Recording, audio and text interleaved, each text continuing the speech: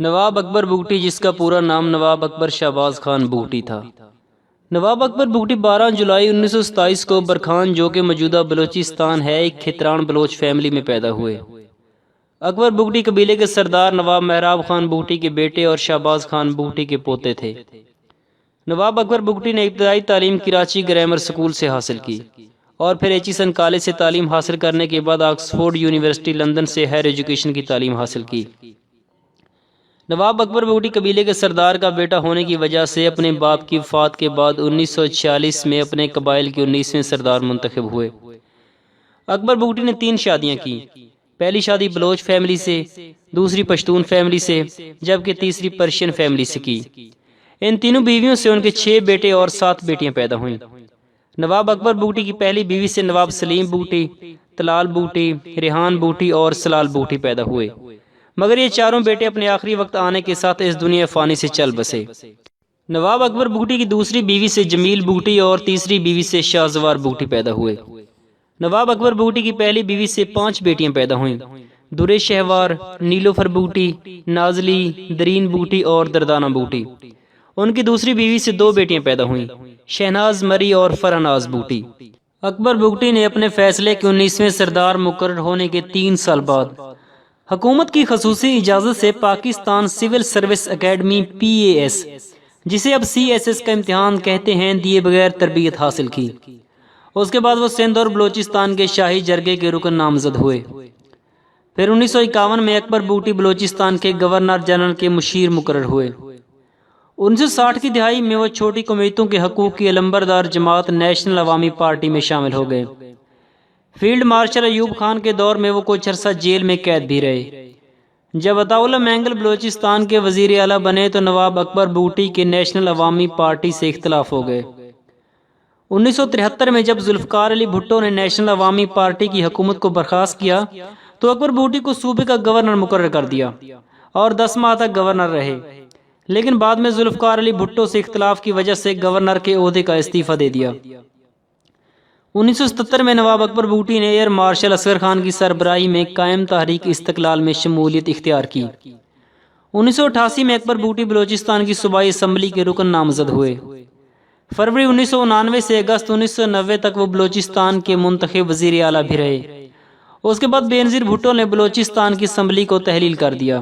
1993 میں اکبر بگٹی عام انتخابات میں ڈیرہ بگٹی سے اپنی نئی جماعت جمہوری وطن پارٹی کے رکن قومی اسمبلی منتخب ہوئے اور انہیں قومی اسمبلی میں اردو زبان کا بائیکاٹ کر دیا۔ جب اکبر بگٹی کے علاقے میں گیس دریافت ہوئی تو اس نے بزور طاقت بگٹی قبیلے سے تعلق رکھنے والے مسوری اور کلپرز کو علاقہ بدر کر دیا تاکہ حکومت کی طرف سے گیس کی مد میں ملنے والی اربوں روپے کی ریئلٹی کو اکیلے ہضم کیا جا سکے۔ اسی دوران اس نے سینکڑوں قیمتی گاڑیاں، پرائیویٹ جہاز اور بیرون ملک بہت زیادہ زمینیں خرید لیں، مگر کلپرز اور مسوری قبیلے سندھ اور دیگر علاقوں میں در بدر ہو گئے۔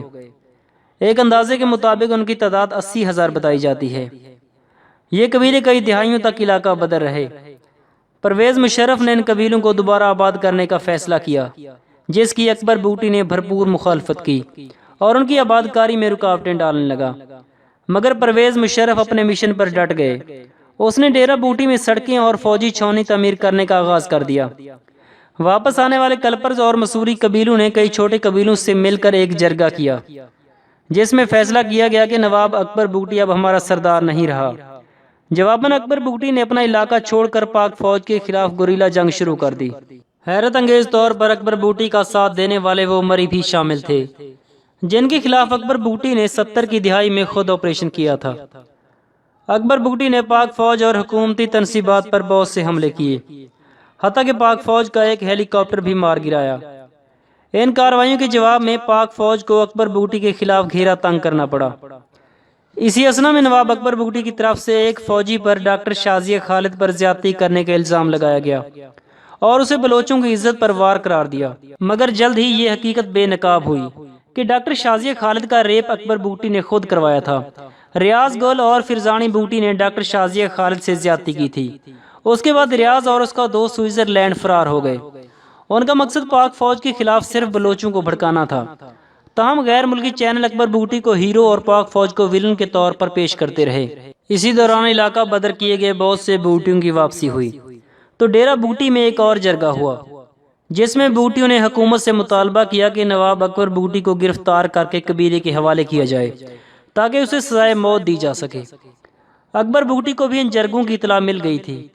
جو ہی اس کے گرد فوج کا گھیرا تنگ ہوا تو اکبر بوٹی کے گریلے راہ فرار اختیار کرنے لگے، مگر ان کے پاس اب گرفتاری کے سوا اور کوئی راستہ نہیں تھا۔ جب اکبر بوٹی کے پاس کوئی اور راستہ نہ رہا تو اس نے پاک فوج سے مذاکرات کی اپیل کی، جسے فوری طور پر تسلیم کر لیا گیا۔ پاک فوج نے اپنے افسران کو کوہلو میں ایک غار میں اکبر بگٹی سے مذاکرات کرنے کے لیے بھیجے۔ وہاں اکبر بگٹی نے خود کو ان افیسر سمیت دھماکے سے اڑا دیا۔ یہ خاص اہم کا سوال ہے کہ وہاں کوئی آرمی میزائل یا راکٹ مارا گیا تھا۔ غار کے جس حصے میں بلاسٹ ہوا تھا وہاں باہر سے کسی راکٹ کا پہنچنا ممکن ہی نہیں تھا۔ اس سے یہ بات ثابت ہوتی ہے کہ بلاسٹ اندر ہی کسی نے کیا تھا، اور اندر اکبر بگٹی کے حکم کے سوا پرندہ بھی پر نہیں مار سکتا تھا۔ جب اندر بلاسٹ ہوا تو اکبر بوٹی اور ان کے 37 ساتھی اور پاک فوج کے 21 اہلکار شہید ہوئے۔ اکبر بوٹی کے قتل کا الزام اکبر بوٹی کے قریب نے پرویز مشرف پر لگایا، مگر مشرف نے قتل سے لا تعلقی کا اعلان کیا۔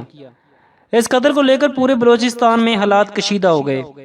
مشتر مظاہرین نے سرکاری عمارتوں اور دیگر اشیاء کو نقصان پہنچانے کی کوشش کی، اور یوں بلوچستان میں پاکستان اور پاک فوج کے خلاف لوگوں کو بھڑکانے کا سلسلہ آج تک جاری ہے۔ لیکن جو چیزیں ثابت شدہ ہیں ان پر بات کیوں نہیں کی جاتی؟ مثلا ایک نجی چینل کے مطابق 80,000 لوگوں کو علاقہ بدر کرنا، سرکاری تنصیبات پر حملہ کرنا، پاک فوج کے جوانوں کو شہید کرنا اور پاک فوج کا ہیلی کاپٹر مار گرانا، پاکستان کے خلاف اعلان جنگ کرنا، پاکستان کی قومی اسمبلی میں پاکستان کے چاروں صوبوں کی مشترکہ زبان اردو کا بائیکاٹ کرنا، کیا یہ کوئی جرم نہیں؟ عقل والوں کے لیے چھوٹی چھوٹی سی باتیں بہت بڑے معنی رکھتی ہیں۔ اس کے ساتھ ہی ویڈیو کا اختتام کرتے ہیں۔ اللہ تعالیٰ آپ کو سب کا حامی و ناصر ہو۔